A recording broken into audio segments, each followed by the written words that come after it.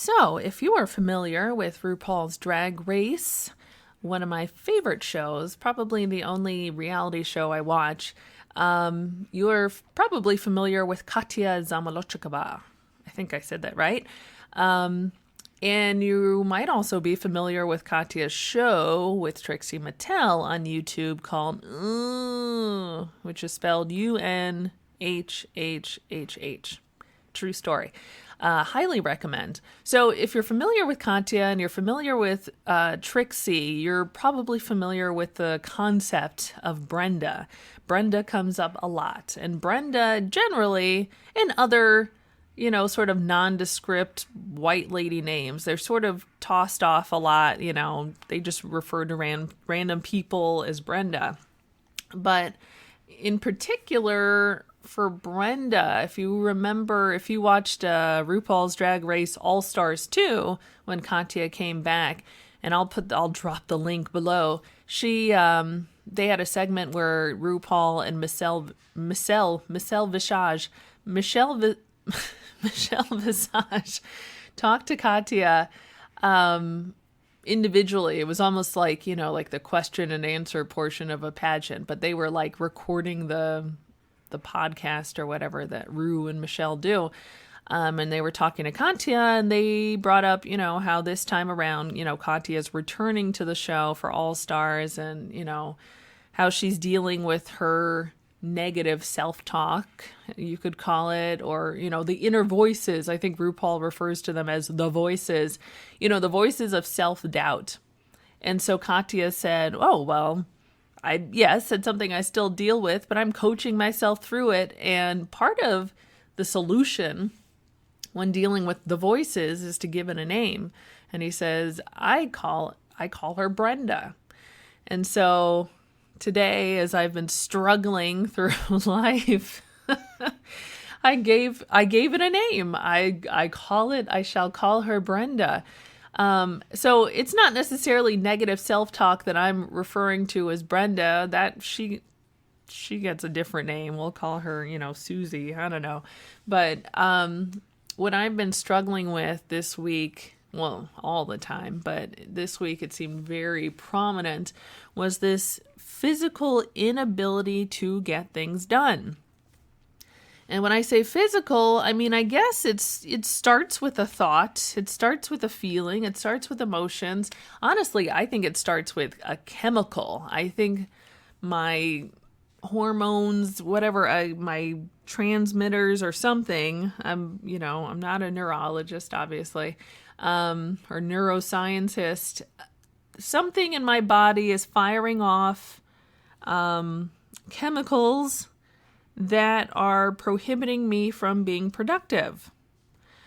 It's not laziness. It probably looks like laziness to a lot of people. So, but it's been so palpable this week because I had this week off from work. And so I thought, I finally have time to get things done, and the energy, I won't be expending any energy on work or anything else but myself. So I should be getting through my, to-do lists like gangbusters.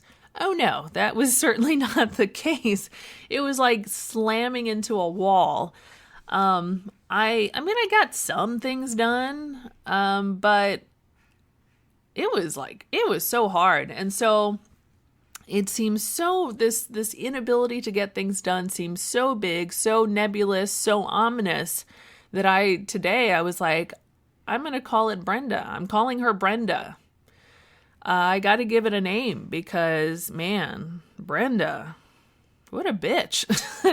So Brenda shows herself in many ways. So there's literally just this inability to get things done. And there's the lack of energy to get things done. And then even if I have the energy, it's the lack of wanting to do it. Why not just do it, even if you don't want to do it? You may be thinking, I don't know. Because there are things that I do that I don't want to do pretty often. I go to work every day. So And, that speaks to the whole issue of, external forces. I will do something if someone else outside of myself is expecting me to do it, especially people who are paying me. So, there's definitely the external stimulus, the external incentive to do something, and not just a money incentive, this sort of feeling of like shame if I let someone else down. Whereas with myself, I let myself down fairly regularly, pretty much all the time, and I'm still kicking. So, but letting other people down, that's a big problem. So there's the lack of energy, there's a lack of wanting to, and then once, it seems like every time I cross one hurdle, a new hurdle comes up, and it's fairly predictable. If I have the energy and I kind of want to do it or something, my body's kind of like, well, you're running out of excuses. I got to jump in now, because the other stuff, that's kind of mental. And then my body starts to have physical manifestations of, don't do it. I must stop you. I must break you, and so then I get hungry, and not actually hungry, but like peckish. But it's like, you got to eat. It's time to eat. Have to eat now. Time to eat now. And that goes into the whole eating thing. I mean, I'm eating all the time for no reason. People eat out of boredom, and I do too, but I also eat out of avoidance. So there's, random hunger for no reason. And even if sometimes my body will go through the trouble of producing an actual hunger pang, actual feelings of hunger, but other times it's just like, just a fixation on food. Like right now, I want to eat my leftovers from today, and I don't actually feel hungry, and I'll fight it. I won't eat. And then my body will be like, okay, she's not listening. Okay, make her get actually hungry. So she's like, oh shit, I better eat. It would be wrong for me to feel hungry and not eat. That would be starvation, and we can't have that. So when that doesn't work, then there's the tiredness. There's sort of the lack of energy that happens, but then there's like the straight up, like, you're gonna pass the fuck out if you don't fall asleep right now. Like in The Sims, people will just randomly fall face first into the ground with their ass in the air. They just pass out. Like, that's how it feels to me. Like, I'm just gonna fall asleep. And I feel exhausted, and I start yawning, and I start, exhibiting the signs of someone who's legitimately tired, even though I've, like today, I slept at least once during the day. So, even if I'm not hungry, not actually tired, my body will recreate those feelings to compel me and say, oh, well, of course I can't do these chores around the house because I have legitimate, it's not just, laziness. It's not just not wanting to do it. I have legitimate physical feelings, manifestations that are telling me that, like, I can't do that thing right now. Honestly, it sounds like addiction, really. It's like, if someone has an addiction, it's referred to as a disease. And there's something like a lot of diseases, viruses, whatever, that it's kind of like a living thing in itself, and it will do anything to keep itself alive. So with addiction in people, it definitely manifests itself like it's a living creature, like a parasite that's trying to keep itself alive, and you are the host, and it's going to use you to keep itself alive. So these weird manifestations in my body to keep me from getting something done, it almost feels like, there's definitely emotional reasons why I have trouble getting things done, but sometimes it feels like there's some sort of addiction. And I think the addiction is probably to, like, comfort. I'm always in this, like, constant hot pursuit of being comfortable at all times, and any kind of discomfort I just can't handle it. So, and that's, physical discomfort, that's emotional discomfort. Physically, I don't want to do anything too strenuous. I'm not, exerting myself too hard. And also emotional difficulty. I don't want to take chances. I don't want to be uncomfortable emotionally. And so I avoid anything that's uncomfortable, like the plague. I don't try new things. I don't, like I've discussed in previous videos, I when I run into any kind of fear, I just freeze. And so, I don't know, it just feels like I have this weird addiction to comfort. And so my body's constantly trying to make me comfortable, whether it's jamming food in my mouth or going to bed or drinking or whatever.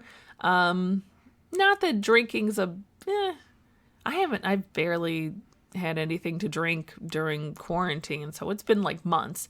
I've definitely had stretches where I drank too much, and I wouldn't necessarily, I don't know, I could be wrong. I don't necessarily consider that to be alcoholism. I consider that to be self-medicating. And my body will do that in all sorts of ways. It won't just go to alcohol or anything. And I don't do drugs.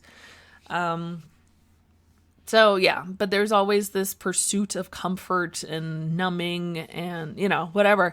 And which is funny because I've never actually felt comfortable. It's not like I had, a hit of heroin and I'm pursuing heroin ever since. It's not like I had some hit of comfort and I've been chasing that dragon for the rest of my life, because I've never really been comfortable, it seems. Oh, you know what? That's not necessarily true. I feel like in my earliest childhood, I was pretty comfortable, but at the same time, was I? I don't know. I feel like maybe that's the closest I've ever come to comfort.